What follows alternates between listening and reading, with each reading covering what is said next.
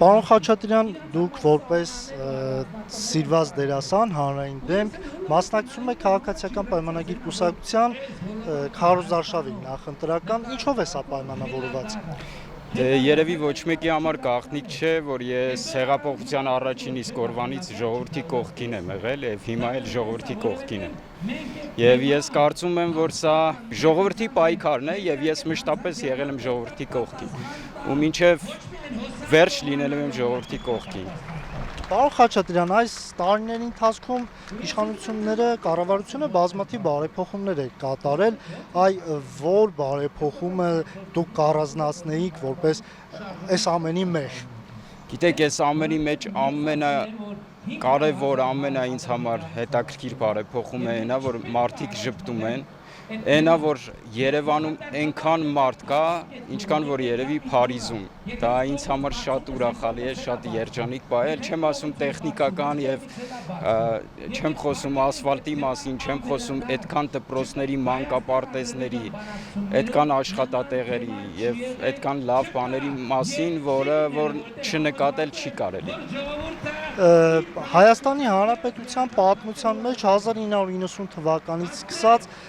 վերջի 2 տարում չի եղել կրակոց սահմանին, կրակոցից զոհեր չեն եղել եւ մայիսի 28-ին էլ Հանրապետության օրվան նվիրված տեղի ունենալու մեծ զորահանդես, որին հանրապետությունը մեծ շուկով է պատրաստվում Հայաստանը։ Ես շատ հաճախ ընդդիմադիրները իշխանություններին պիտակավորում են բանակը կազմաքանդելու մեջ։ Դուք որպես քաղաքացի ինչ մեկնաբանություն կարող եք սրան թողնել։ Ես 99 թվին եմ ծառայել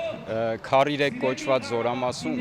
ու այդ ժամանակ գերագույնը Ռոբերտ Քոչարյանն էր, ԲՆ նախարարը Սերժ Սարգսյանն էր ու մենք սոված էինք քնում, մեր կազարմաները մաքրում էին սալյարկայով, մեր մայկաները որ հանում էինք, իրանք շարժվում էին, որովհետև ոչիրի մեջ կորած էր զորքը։ Էլ չեմ ասում սնունդի մասին, որ մենք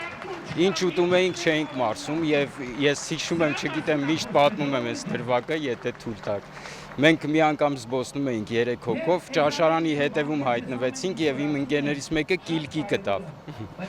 Եվ այդ կիլկին այնպես էր նայում, ինչպես կնայեր, չգիտեմ, իր նոր ծնված երեխային։ Եվ մենք 3-ով փորձում էինք բացել այդ կիլկին ու ուտել քարով եւ այլն, չգիտեմ, մի սարսափելի բան է։ Իսկ հիմա փառք Աստծո նման բան չկա եւ ես մեծ հպարտությամբ իմ որդու հետ մասնակցելու եմ եւ